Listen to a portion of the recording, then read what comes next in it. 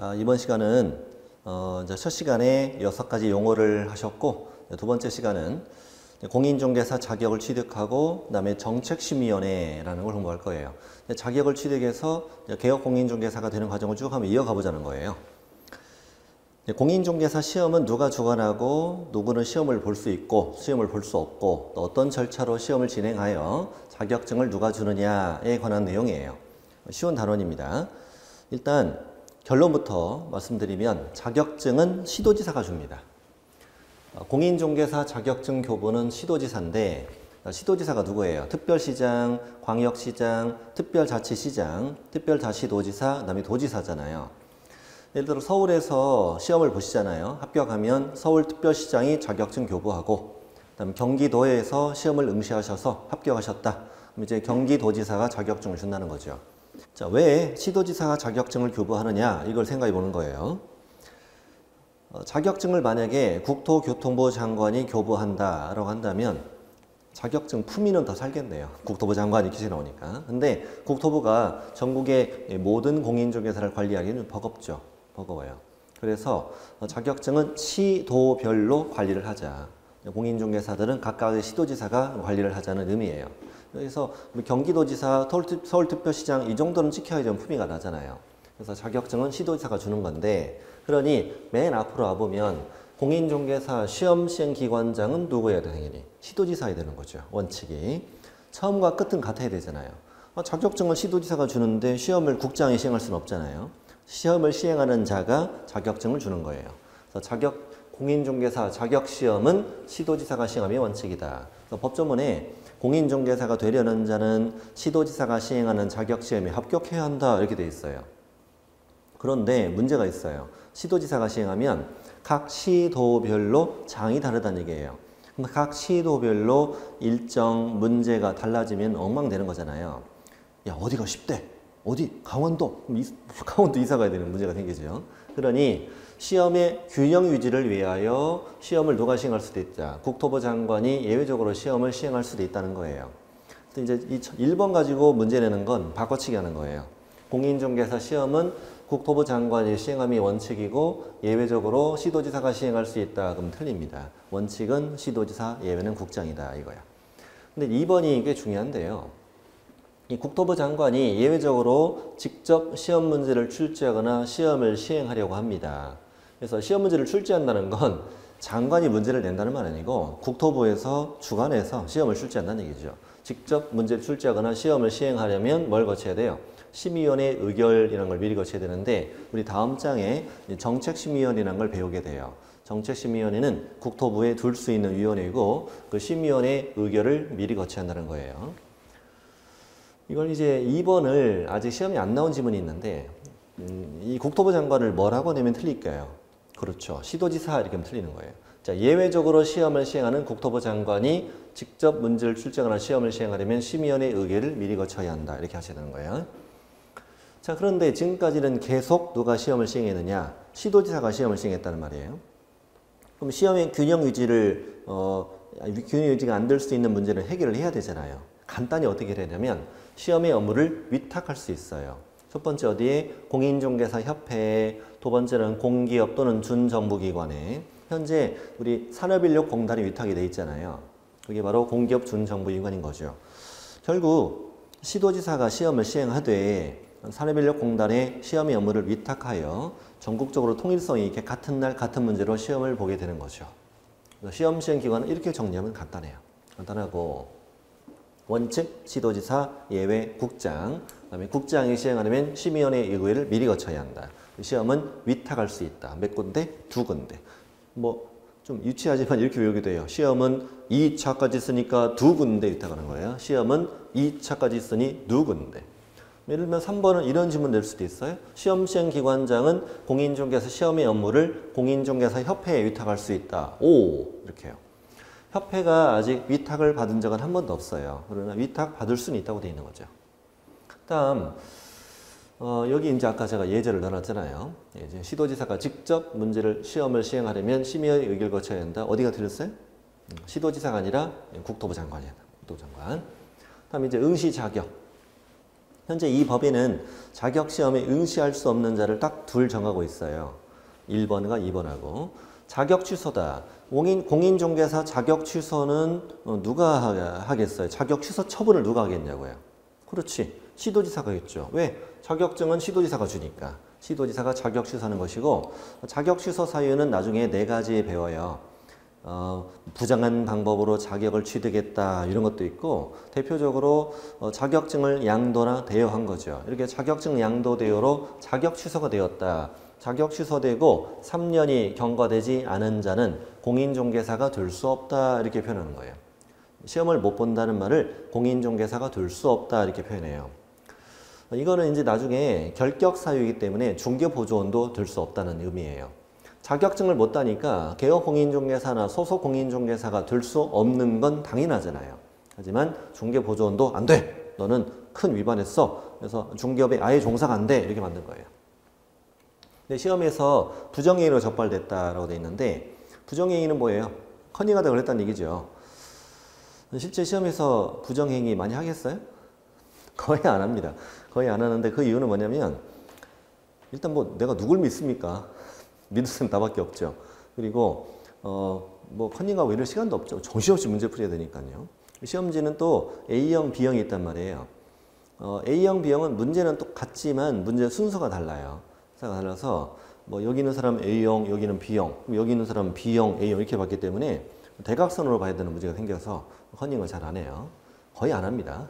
자, 이렇게 시험에서 부정행위로 적발됐습니다. 그러면 그 시험을 무효로 해요. 무효 처분하고, 그 무효 처분일부터 5년간 공인중개사 시험의 응시 자격을 정지하는 거예요. 5년 동안 시험 못 본다는 얘기예요. 그 무효 처분일부터 5년이라는 걸 조심해야 돼요. 그 시험 시행일부터가 아니에요. 그게 아니라 부정행위로 적발됐는데 대부분 그날 적발되겠지만 며칠 있다 나중에 적발할 수도 있는 거잖아요. 누가 뭐 대리시험을 봤다는 둥, 시험지를 미리 유출했다는 둥, 뭐 이럴 수도 있지 않느냐. 그 무효 처분일부터 5년이에요. 공인중개사가 될 수 없다 이거야. 이 법이 좀 특이한 게 뭐냐면 자격 취소된 사람보다 커닝하다 걸린 사람을 더 싫어해요. 그렇습니다. 감히 내가 문제를 커닝해? 너 5년. 더 길어 이게. 자, 커닝하다 걸리면 5년입니다. 그래서 1번, 2번 숫자 바뀌지 않도록 하셔야 되고, 근데 이 부정행위로 적발됐다면 5년간 공인중개사 시험을 못 봐요. 시험을 못 보지만 주의할 점은 중개보조원은 될 수 있어요. 시험만 못 봐요. 자격증을 못 따니까 개업공인중개사와 소속공인중개사가 될 수 없는 건 당연한 거잖아요. 그 당연한 건데 이자는 결격 사유는 해당하지 않기 때문에 중개보조원은 될 수 있어요. 실제 예를 들어서 중개보조원으로 일하고 있는 사람이 오늘 시험 보러 간 거예요. 따고 싶어서. 근데 시험 보다가 아닌데 이미 내 몸은 벌써 옆 사람에게 보고 있다는 거에 걸렸다는 거지. 이제 쫓겨났어요. 시험 보다가 10시에 쫓겨났네요. 갈 데 없잖아요. 어디요? 사무실 왔죠. 사무실 왔습니다. 사장님이 놀래. 왜 이렇게 빨리 왔어? 사장님 나 오늘 걸렸어. 커닝하다 걸렸다는 거잖아요. 사장님 당황스러워. 네가 결격 사유인가? 넌 결격 사유면 너는 중개 못하는 난 너를 잘라야 되잖아. 근데 사장님도 육시정 함께 해가지고 기억이 잘 안 나는 거예요. 기본틀을 쭉 찾아봤더니 결격 사유가 아닌 거야. 그래서 당신은 중개보조원 될 수 있잖아요. 그래서 다행이다. 너는 결격 사유는 아니구나. 우리 점심 먹자. 힘내. 점심 먹고 힘내고 같이 오후에 중개하고 이랬다는 말이죠. 그리고 우리 이제 오늘 퇴근할 때 위로 좀 해줘야 되잖아요. 그래서 이제 삼겹살도 사주고 소주 한잔 하면서 그래서 위로를 했죠. 앞으로 어디 갈 데 없잖아. 내 곁에 5년간 머물러 줄래? 뭐 이렇게 되는 거죠. 그래서 커닝하다 걸렸으면 5년간 보조원은 될 수 있어요. 시험만 못 보는 거예요. 이렇게 하십시오. 커닝하다 걸린 사람은 보조원이다. 이렇게 하시면 돼요. 근데 이 커닝하다 걸렸잖아요. 근데 그러고도 화가 안 풀린 거예요. 그래서 시험시행기관장은 부정행위자의 명단을 지체 없이 다른 시험시행기관장에게 통보해야 한다. 전국에 소문내는 거예요. 소문내는 거예요. 이게 무슨 말이냐면 예를 들어 시도지사, 경기도지사가 부정행위자를 적발했어요. 시험을 무효 처분했고 5년간 정지시켰죠.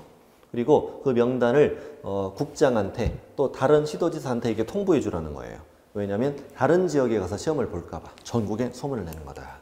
이게 시험 못 보는 사람은 딱 2사람만 못 봐요. 시험 못 보는 2사람이에요. 다음 이어서 세 번째 이제 시험의 응시 실시 갑니다. 시험의 실시. 시험은 매년 1회 이상 시행한다라고 되어 있는데 뭐 그렇다고 2번, 3번 보고 그러진 않아요. 그냥 법이 그래요, 법이. 다만 시험을 시행하기 어려운 부득이한 사정이 있을 땐 뭘 거쳐서 심의위원회 의결 거쳐서 당위원도 시험을 시행하지 아니할 수 있다. 뭐 그냥 법이 그래요. 혹시나 모르니까 안 볼 수도 있고 한 번 볼 수도 있고 2번 볼 수도 있다는 법적 근거만 만들어 놓은 거예요. 중요한 건 이거예요. 심의위원회 의결이 나왔어요. 언제 나왔었죠 아까? 국토부 장관이 직접 문제를 출제하거나 시험을 시행하고자 할 때 심의위원회 의결 나왔었고, 두 번째 심의위원회 의결은 당위원도 시험을 시행하지 아니할 수 있다는 거예요.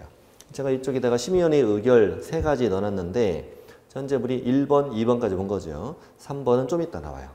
일단 2가지 알았고, 또 시험 응시할 땐 응시 수수료 내라 이거예요.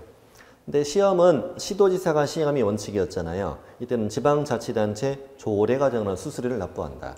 지방자치단체 조례는 뭐냐면 지방자치단체 의회에서 만드는 걸 조례라고 해요. 조례.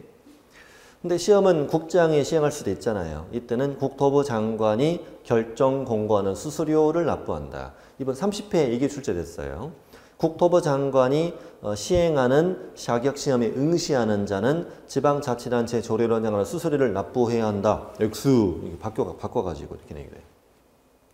다음 시험을 아까 위탁할 수 있었죠. 2군데. 시험을 위탁한 경우는 그 위탁받은 자가 위탁한 자의 뭘 얻어? 승인을 얻어 결정 공고하는 응시 수수료를 납부한다 이 말이에요. 뭐 어려운 거 없습니다. 이렇게 해서 이제 자격시험을 보셔요. 보시고 우리 뭐 10월 31일 날 시험 보잖아요. 10월 31일 날 시험이 4시 20분에 끝나는데 4시 20분에 끝나고 인력공단에서 정답을 발표하는 건 6시에 6시. 6시 되어야 이제 확실한 채점이 가능한데 그 전에 우리 교수님들이 열심히 문제를 풀어가지고 1차 시험 같은 경우는 4시 20분에 시험이 끝나고 나면 이미 정답이 발표되어 있어요.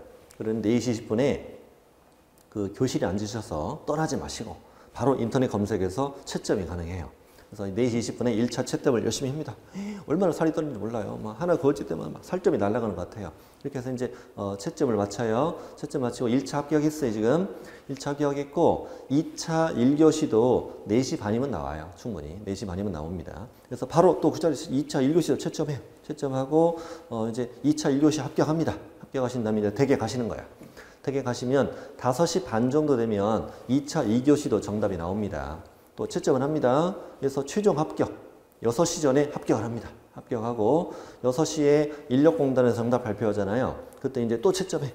채점하고 이제 완전 최종 합격합니다. 6시 반이면 최종 합격을 합니다. 우린 해 떨어지기 전에 합격하고 또 신나는 밤 보내는 거죠. 그리고 여러분 이제 가족들, 약간 가족과 함께 이제 즐거운 식사도 하시고 또 가족들이 돌아가면서 채점을 또 새로 합니다. 그날 밤에 채점을 10번 더 해요. 10번 더. 이렇게 해서 이제 최종 합격하고 다음날 아침에 그렇게 세상이 아름다울 수가 없어요. 네, 아름다운 세상을 맛보게 되고 그 대신 이제 합격자 발표는 한 달 정도 후에 한단 말이에요. 한 달 정도 하는데 그때까지 조금 마음고생하는 분이 계시긴 해요. 딱 점으로 합격하시면은 좀 마음고생을 좀 합니다. 하지만 그래도 뭐 좀 스릴이 있잖아요. 그래서 이제 한 달 있다가 합격자 발표하면 이제 최종 합격합니다. 또 기쁨을 누리게 되죠. 그리고 12월 중순 정도 되면 자격증을 교부합니다. 자격증 받을 때 또 기뻐요. 그래서 이 시험은 우리에게 큰 기쁨을 3번이나 준다. 시험날, 합격자 발표하는 날, 자격증 받는 날. 이렇게 해서 이제 자격증을 받으시게 되는 거야. 시도지사는 합격자에게 국토교통부령이 정하는 바에 따라 공인중개사 자격증을 교부해야 한다. 여기 시도지사를 뭐라고 시험이 잘 낼 것 같아요? 그렇죠. 국토부 장관 이렇게 잘 내는 거죠. 국토부 장관은 틀려요. 그리고 여기 국토부령이 정하는 바에 따라 라고 되어 있는 이런 것도 시험에 그냥 그대로 되는데 이렇게 생각하면 쉬워요. 이 법에서 사용하는 모든 서식은 다 국토교통부령으로 정한다라고 생각하면 쉬워요. 이 자격증도 서식인데 이 자격증 서식이 국토부령에 있다는 거예요. 그래서 이 지문을 그대로 냅니다. 국토부령에 따라라고 되어 있는데 이 국토부령을 써드렸어요. 국토부령 가보면은 시도지사는 합격자 공고일부터 1개월 이내에 자격증 교부대장에 기재하고 자격증을 교부하라. 1개월을 뭐 2개월로 최근에 정답으로 낸 적도 있었고 이 지문 그대로 나옵니다. 그냥.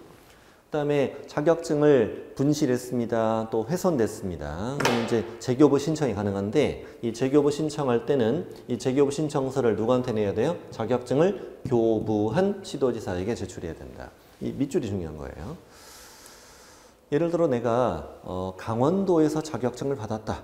근데 이사 와서 서울에서 중개업을 하고 있다. 근데 자격증 잃어버렸어요. 그럼 어디로 가야 돼요? 강원도에 가야 돼요. 처음에 받았던 데로 가야 돼요. 교부한 시도지사에게. 이렇게 자격증 받은 걸 양도되면 안 되는 거예요. 자, 1번. 다른 사람에게 자기의 성명을 사용해 중개업을 하게 했다. 다른 사람이 내 이름을 사용해 중개업을 하고 있다면 이건 자격증 빌려준 거랑 마찬가지잖아요. 그래서 성명을 사용해 중개업을 하게 한 것도 자격증을 양도나 대여한 것과 같은 제재를 주는 거예요. 자격증 양도한 자, 또 대여한 자, 자격 취소. 자격 취소 누가 한다고 그랬죠? 그렇죠. 시도지사. 뿐만 아니라 1년 이하 징역 또는 1,000만 원 이하 벌금, 형벌도 가해요. 근데 징역형 또는 벌금형이니까 징역과 벌금은 하나만 나오는 거고 근데 자격 취소는 함께 받는 거니까 이자는 세게 받으면 자격 취소와 징역이 되는 거고 약하게 받으면 자격 취소와 벌금이 되는 거예요. 이런 걸 행정처분과 행정형벌을 병과할 수 있다고 표현한 거예요. 병과, 둘 다 때린다 이 말이에요. 그 다음 자격증을 양수하거나 대여받은 자는 이자는 자격증을 빌린 사람이잖아. 산 사람이고 이 사람은 자격 취소는 줄 수가 없죠. 그래서 1-1이라고 쓴 거는 뭐냐? 1년 이하 징역 1,000만 원 이하 벌금 형벌만 받는다는 얘기예요. 형벌만 받는다. 그 다음에 3번 공인중개사가 아닌 자라면 당연히 명함에 공인중개사나 이와 유사한 명칭을 쓰면 안 되는 거 아니잖아요. 이걸 위반했을 때도 형벌만 준다. 공인중개사 아닌 자니까 1년 이하 징역 1,000만 원 이하 벌금을 주는 거예요. 자, 4번, 5번, 6번은 판례인데 이건 자격증 대여에 관한 거예요. 잠깐 이쪽을 보시겠어요. 자, 자격증 대여라는 거에 대한 중요한 대법원 판례가 됩니다. 자격증 대여라는 건 구체적으로 뭐냐? 당연히 다른 사람이 내 이름을 사용해서 중개업을 하고 있다는 건데 예를 들어보면 이 중개사무소예요. 중개사무소인데 자 개업공인중개사 갑과 중개보조원이 동업을 하고 있어요. 동업하는데 이 사무소를 실제 돈 들여 차린 건 중개보조원이에요. 실제로 둘 간의 사장은 을이라는 얘기죠. 근데 이 동업 자체가 위반은 일까 아닐까? 동업 자체는 위반이 아니에요. 판례가 뭐라고 얘기하냐면 공인중개사가 중개사무소 개설 등록했습니다. 근데 무자격자가 이 중개사무소에 자금을 투자하고 경영에 관여했다 이겁니다. 동업했을지라 이거죠. 그랬더라도 공인중개사가 중개 업무를 다 수행하고 무자격자로 하여금 중개 업무를 수행하도록 하지 않았다면 이건 자격증 대여는 아닙니다. 이렇게 얘기해줘요. 이 자체로서 동업 자체로서 위반은 아니라는 거죠. 자 그런데 이 현재 중개보조는 경력 20년이고 공인중개, 개업 공인중개사는 경력 이틀밖에 안 돼요. 그래서 밖에 길리키러 나갔어요. 그때 마침 손님이 찾아옵니다. 전셋집 구하러 왔어요. 중개보조원이 손님을 맞았죠. 첫 번째 할 수 있는 일은 그렇죠. 커피 타주는 거죠. 두 번째는 집 보여주는 거죠. 집을 갔더니 당장 계약을 하겠대요. 사무실에 왔죠. 컴퓨터를 켜야죠. 우리 계약서 쓰려면. 자, 계약서 쓰려고 이제 컴퓨터 켜고 갑한테 전화했더니 아, 갑이 전화 안 받네요. 어디 갔는가 전화도 안 받고 아이, 안 되겠어. 그래서 보조원이 계약서를 썼죠. 중개보조원이 계약서 썼습니다. 볼펜으로 썼어요? 컴퓨터로 타이핑했어요? 요즘에 다 컴퓨터로 치잖아요. 그래서 이제 계약서를 중개보조원이 계약서를 작성한 겁니다. 다 작성한 다음에 밑에 이제 개업공인중개사라는 비워놓고 이걸 프린트했죠. 프린트한 다음에 그때 마침 누가 왔어요? 갑이 사무실로 온 거죠. 찜질방 갔다 왔더라고요. 얼굴이 뽀샤시해요. 그때 공인중개사가 여기 직접 자필로 서명을 하고 그 다음에 인장으로 날인을 했다는 거예요. 자, 이것이 과연 위반이냐에 관한 사건이었어요. 이 대법원 사건은. 이때 이것이 이제 자격증 대여냐 아니냐에 관한 내용인데 자격증 대여가 되려면 갑이 자신의 성명을 사용하여 중개보조원에게 중개 업무를 수행하게 했느냐 이걸 따지는 거잖아요. 자, 이걸 따지는데 이거에 대한 판단을 한번 해보자는 거죠. 이 계약서를 여러분 외관상으로 본다면 누가 중개 업무를 수행한 것처럼 보여져요. 외관상으로 보면. 자, 프린트했어요. 그리고 갑이 직접 이름 썼어요. 그렇죠. 그럼 외관상으로 본다면 갑이 중개 업무를 수행한 것처럼 보여져요. 그러나 실질적으로 중개 업무를 수행한 건 누구라고 봐야 돼요? 그렇죠. 을이 직접 거래 성사도 시키고 계약서도 썼잖아요. 그러면 을이 중개 업무를 수행했다는 건 갑이 알아요, 몰라요? 알죠. 이미 다 작성된 거에 이름 쓰고 도장 찍었잖아요. 그럼 현재 이건 누가 해야 할 일인데, 갑이 해야 할 일인데 갑이 을에게 자기 이름을 사용하여 중개 업무를 하게 한 걸로 봐야 되잖아요. 그러니 이것이 어떤 법의 위반이냐 아니냐를 판단할 땐 외관상으로 판단해야 돼요? 실질적으로 판단해야 돼요? 그렇죠. 실질적으로 판단해야 되는 것이잖아요.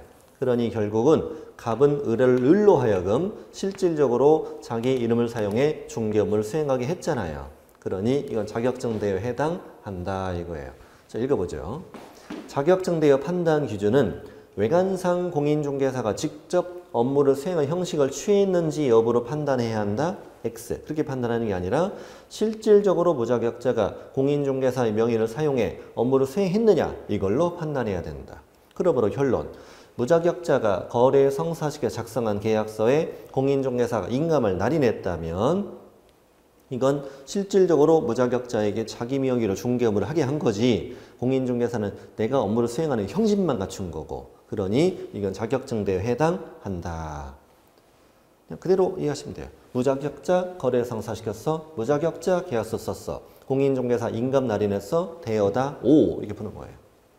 다음 6번 또 하나의 판례가 있는데 이 중개보조원이 공인중개사는 아니잖아요. 그러나 실제로 이 둘 간의 사이에서 내가 사장이었잖아요. 그래서 이 중개보조원이 명함에다가 자신의 직함을 대표라고 쓴 거예요. 대표을 이렇게 쓴 거죠.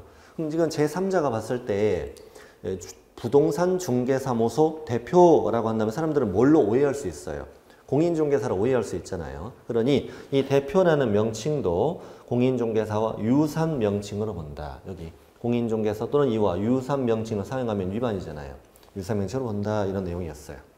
이렇게 해서 우리 자격증 취득한 거예요. 그 다음 이제 두 번째 단원이에요. 공인중개사 정책심의위원회. 잘 나와요. 시험에 되게 잘 나와요. 7글자예요. 정책심의위원회. 7글자입니다. 그래서 7자가 2번 나와요. 정책심의위원회. 자, 일단 정책심의위원회는 국토부에 둘 수 있다. 이게 첫 번째 중요한 거예요. 국토교통부에 둘 수 있다. 어디에 두느냐가 중요한 거예요. 어디에 둘 수 있느냐. 국토부에 둘 수 있다. 두어야 한다 아닙니다. 둘 수 있다. 왜냐하면 심의사항이 이제 밑에 나올 텐데 4가지 심의사항이 생기면 소집하고 그 일이 생기기 전까지는 소집하지 않습니다. 이제 이 정부기관에 두는 위원회는 정부 세금이 이제 지원이 된단 말이죠. 그러면 1년 동안 한 번도 모여서 회의도 하지 않는다면 쓸데없이 인건비 낭비되고 국고 낭비가 되지 않습니까? 그러니 일거리가 생기면 소집, 일거리 끝나면 해체하는 그런 위원회는 둘 수 있다고 표현해요.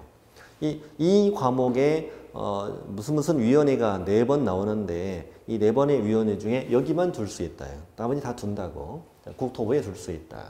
그 다음에 위원 구성은 위원장을 포함해서 7명 이상 11명 이내 위원 구성한다. 제가 7자 2번 나온다고 그랬잖아요. 7명, 11명, 7월 11일 이렇게 외워요. 뭐라고요? 7월 11일.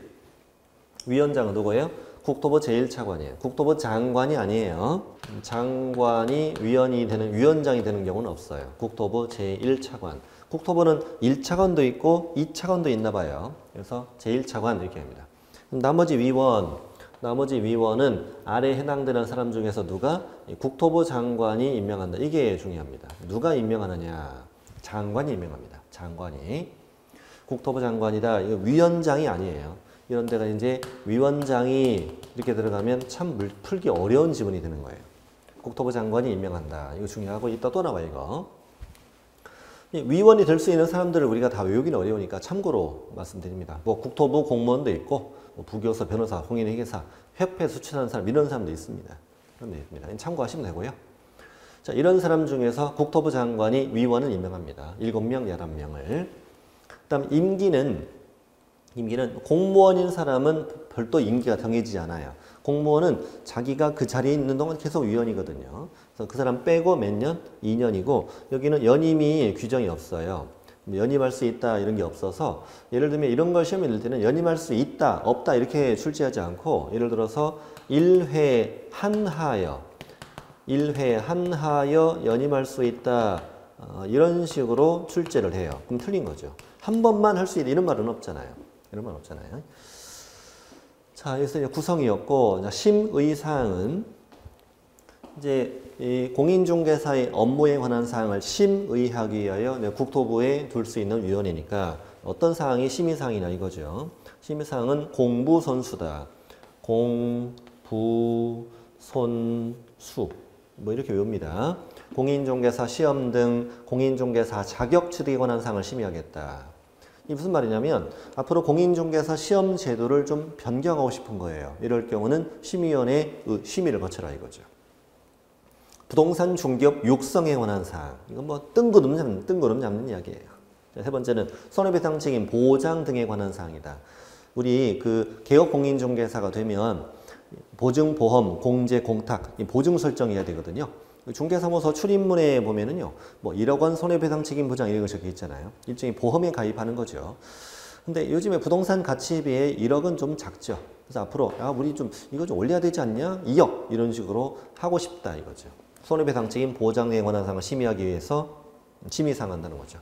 그다음에 중개보수 변경, 우리 중개보수 좀 변경해야 되지 않겠니? 이런 거.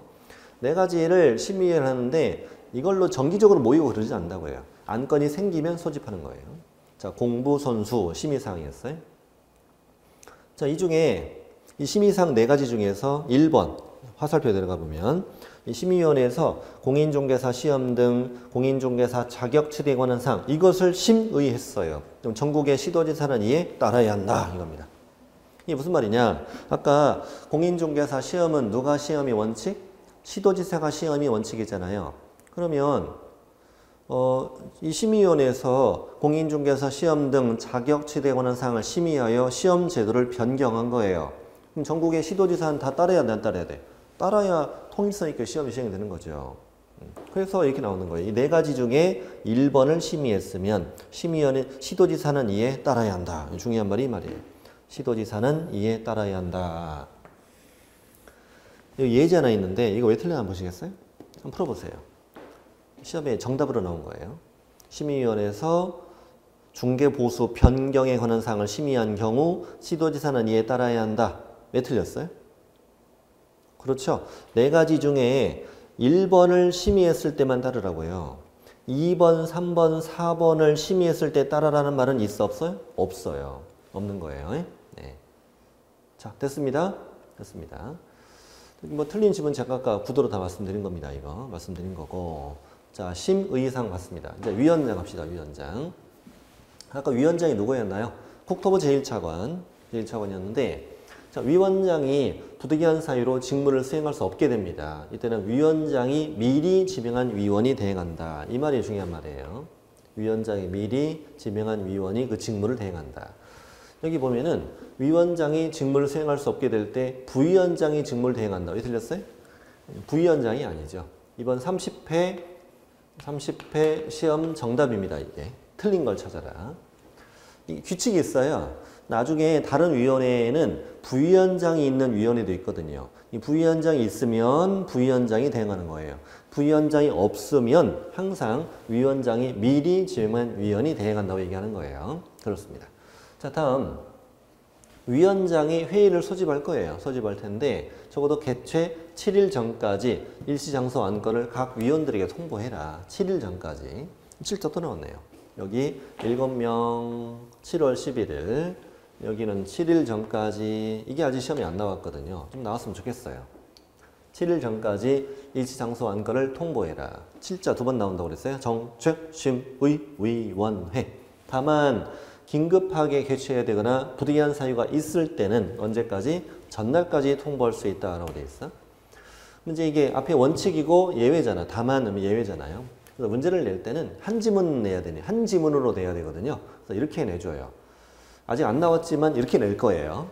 자, 위원장이 회의를 소집하는 경우 긴급하거나 부득이한 사유가 없는 한 며칠 전까지 7일 전까지 통보해야 한다. 오 이렇게 되는 거예요.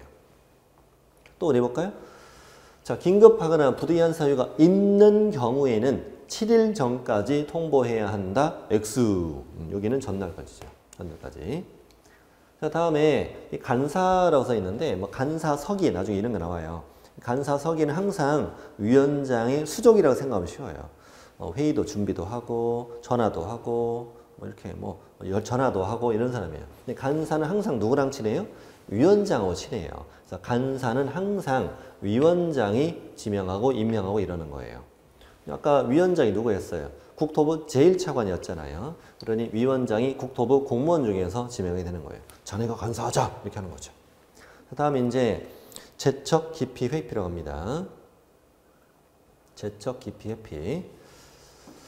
자, 이쪽을 좀 지울게요, 이제. 제척 기피 회피. 자, 밑에 이제 의결사항은 여기까지 공부하고 나서 다시 말씀드리면 되거든요. 자, 위원의 제척 기피 회피입니다. 제척이라는 말은 뭐 회의할 때 그 사람 빼고 한다는 말이에요.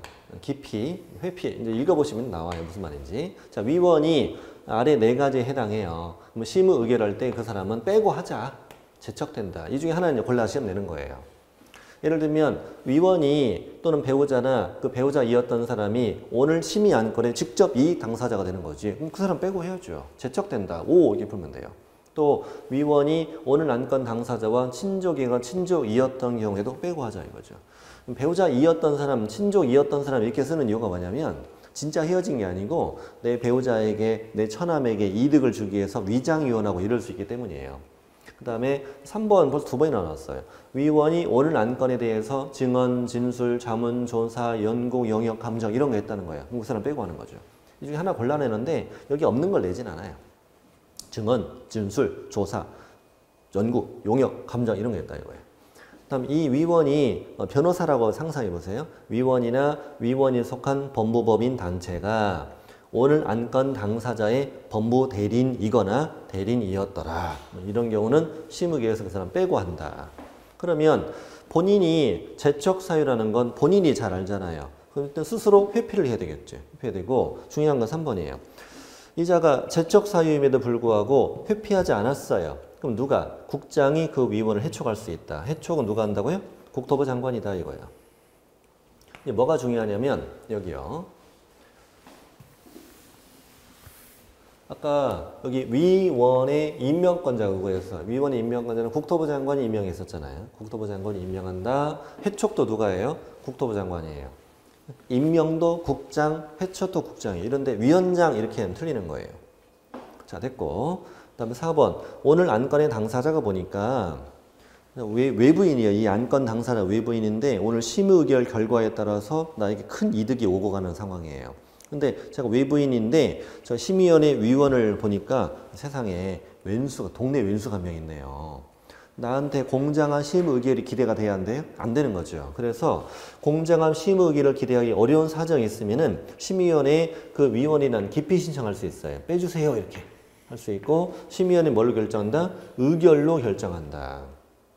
그럼 이제 이쪽으로 와보면은 심의위원회 의결 사항이 여기 세 가지가 있네요. 우리 앞 페이지 나왔었던 게 두 가지예요.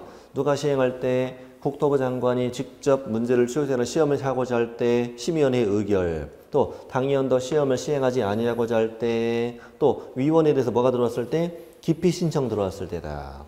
결국 심의상 몇 개? 4개, 의결상 몇 개? 3개다. 이렇게 정리하시면 된다. 자, 그럼 이제 정책심의위원회 다 했습니다. 그럼 뒷장에 이제 문제 하나 풀어볼까요? 제가 이거 지울게요, 이제. 이런 것들. 자, 두 문제 들어있는데, 과연 이 정도 공부하고 문제가 풀리냐? 이거지. 우리 목적이 뭐예요, 지금? 한 페이지 공부하고 바로 문제가 풀리냐? 이거지. 자, 봅시다. 자, 봅시다. 30회에 나왔던 정책심의위원회 문제입니다. 30회. 정책심의위원회로 틀린 걸 찾으세요. 자, 국토부에 심의위원회를 둘 수 있다. 좋아요. 좋습니다. 자, 위원장 포함해서 몇 명? 7명 이상 11명 이을 구성한다. 7월 11일 그다음에 위원이 오늘 안건에 대해서 자문, 연구, 조사, 자문, 연구 이런 거 있었잖아요. 그랬으면 심의위에서 뭐 되지? 제척되죠. 또 심의위원회 위원장이 부득이한 사유로 직무를 수행할 수 없게 되었다. 그럼 부위원장이 대행한다? 땡! 부위원장이 아니고 누구? 위원장이 미리 지명한 위원이 대행한다. 그 다음에 회의를 할 때는 아까 앞장에 안 적어드렸지만 당연한 거죠. 회의할 때는 총제적위원회 과반세 출석으로 회의를 시작합니다. 그 다음에 출석한 위원회 과반세 찬성 의결하게 되는 거죠. 사실 이런 것도 틀리게 된 적도 있었어요. 여기를 출석위원을 제적위원회 이렇게 나온 적 있어요. 제적위원회 과반수 찬성 의결한다. 이런 유치한 방법을 쓰기도 해요. 정답은 몇 번? 4번. 자, 문제 2번. 자격시험에 관한 내용이고 이것도 30회. 지금 방금 공부했던 거 가지고 두 문제나 맞출 수 있었다는 거예요. 자, 더 옳은 걸 찾아봅시다. 자, 국토부 장관이 직접 시험을 시행하려는 경우에는 정책심의위원회 의결을 거치지 않아도 된다고? 거쳐야죠. 국토부 장관이 직접 문제를 출제하거나 시험을 시행할 때는 심의위원회 의결 거치라고 그랬잖아요. 그다음 자격증 재교부 신청할 때 그 재교부 신청서를 국토부 장관에게 제출하라고요? 아니죠. 자격증 누가 주는데 시도지사에서 교부한 시도지사에게 제출해야 되죠. 자, 3번은요. 어디가 틀렸죠? 그렇죠. 자격증 교부 누가? 국토부 장관이 아니라 시도지사죠. 시도지사가 자격증 교부하는 거죠. 그 다음 시험 시행 기관장은 시험에서 부정한 행위를 한 응시자가 있습니다. 그 시험을 무효로 합니다. 그 처분이 쓴 날부터 5년간 정지한다. 오, 정확하네요. 그 다음 5번은 뭐 이런 지문도 내나 싶어요. 시험 시행 기관장은 시험을 시행하고자 할 때는 개략적인 사항을 2월 28일까지 공고하게 돼 있어요. 이것도 법조문인데 아까 뭐 안 내어드린 거죠. 10월 30일은 아니고 2월 28일까 공고하고 뭐 어차피 5번은 몰라도 다 보는데 문제 없죠. 옳은 건 4번 되겠다. 그래서 이번 시간에는 이렇게 자격 취득, 공인중개사 자격 취득과 그다음에 정책심의위원회에 대해서 공부해 보신 겁니다. 이렇게 해서 자격증을 땄고 이제 다음 시간에 중개사무소 개설 등록해 개업 공인중개사가 되는 과정을 공부해 봅시다.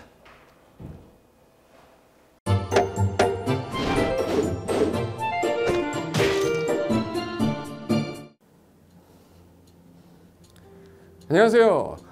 부동산 공법을 강의하는 고상철입니다. 자, 제가 이번 시간에 말씀드릴 건 뭐냐면 공인중개사를 여러분이 공부하시다 보면은 여러 가지 자료들, 뭐 OX 문제라든지 어떤 요약된, 집약된 자료, 뭐 PPT 자료 이런 것들이 많은데 그 일일이 출력하다 보면 여러분들이 보관하고 하는데 불편함이 있어서 그런 것들을 좀 약간 또 해소도 하기 위해서 또 다른 사람들하고 커뮤니티도 뭐 할 수 있기 때문에 저희는 네이버 밴드라는 어플을 좀 활용할 건데요. 그 네이버 밴드에다가 자료를 올려놓은 거를 내가 다운을 받고 내가 보는 방법에 대해서 알려드릴 테니까 이 부분에 대해서 제가 시작하는 거 똑같이 따라 하시면 설치부터 사용 방법까지 말씀드릴 테니까 그대로 따라오시면 됩니다. 자, 1단계 네이버 밴드 어플을 다운받습니다. 자, 그럼 네이버 밴드 다운을 어떻게 받냐? 자, 플레이스토어 우리 안드로이드 버전으로 갈게요. 그래서 플레이스토어를 누르시면 화면이 바뀌면서 지금은 이제 컴퓨터 화면을 제가 이제 좀 크게 보이게끔 해놓은 거라서 여러분 핸드폰에는 아마 맨 위에 여기 검색창이라는 게 있을 건데 여기다가 제목을 넣는 거예요. 제목을 뭐라고 쓰냐면 네이버 밴드 아니면 밴드 이렇게 쳐도 돼요. 밴드 치면 제일 상단에 나오죠. 그래서 이제 네이버 요 밴드가 요 초록 색깔 바탕에 B자예요. 밴드. 그래서 이제 여러분은 설치 누르시면 됩니다. 자, 2단계 그럼 네이버 밴드를 일단 들어가셔야 돼요. 들어가서 검색하기 전에 밴드 어플을 누르면 위측 상단에 이 돋보기 모양이 있을 거예요. 이 돋보기 모양을 누르기 전에 우리가 이제 검색을 해야 되잖아요. 누르시면 검색 컨트롤 가요. 여기다가 우리 공수모라고 치면 돼요. 공수모 치고 엔터 치면 이제 그동안 이제 우리 공수모 관련된 게 나올 건데 제일 상단에 있을 겁니다. 그래서 여기 네이버 33개가 밴드가 나왔는데 그중에 여기가 1등이죠. 자, 그럼 이제 3단계 해당 공수모 밴드로 들어갔습니다. 그럼 들어가시게 되면 가장 첫 화면에 공인중개사 수험생 모임이거든요. 원래 그 수험생들만 위한 모임이기 때문에 시험 정보하고요. 어떤 자료들이 있어요. 뭐 OX 문제, 뭐 오지선다 문제, 그리고 이제 요약된 자료들 그런 거 공부할 수 있는 활용하는 어떤 밴드고요. 이 강의와 관련된 어떤 특강이 있다거나 할 때 공지사항 같은 거, 그리고 지속적으로 교수님들께서 자료를 올려드릴 거기 때문에 요 관련된 자료 관련된 거 어떤 거 있는지 잠깐만 한번 보겠습니다.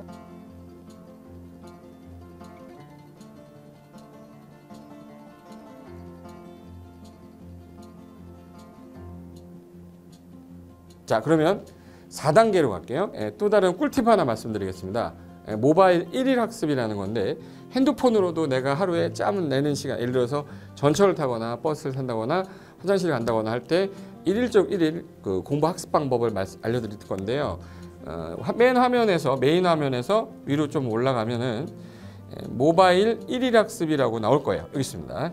모바일 1일 학습이라고 해서 시험 과목에 따른 문제가 나올 거예요. 그러면 여기를 올리시면은 여러분이 이제 그 시간 안에 이 문제에 대한 것을 읽어본 다음에 여기서 정답과 해설은 바로 보여지면 이거는 암기가 돼버리기 때문에 정답 해설은 맨 밑에 안 보이게 숨겨놨어요.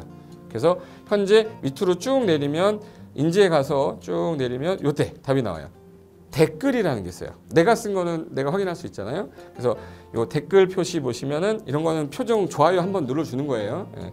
그럼 여기서 내가 좋아요 그러면서 뭐 선생님 사랑해요 해도 되고, 예. 좋아요 이런 거 눌러주신 다음에 그 다음에 밑으로 가면 이제 댓글을 쓸 수 있어요. 그래서 정말 궁금한 부분에 대해서 댓글 남겨주시면 확인이 되는 경우에 바로 답글을 올릴 수 있게끔 실시간으로 할 수 있을 것 같습니다.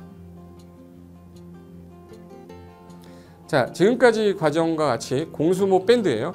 공인중개사 수험생 모임 밴드를 줄여서 우리 공수모 밴드라고 하는데, 이렇게 가입하시면 여러 가지 자료들 업데이트되는 거, 개정되는 부분 신속하게 받아들일 수 있기 때문에 아마 여러분 학습하는데 도움이 많이 될 겁니다. 그래서 꼭 가입하셔서 좋은 자료도 받고 매일매일 학습하시면서 도움 되셨으면 좋겠고요. 자, 여러분의 합격을 진심으로 기원하겠습니다.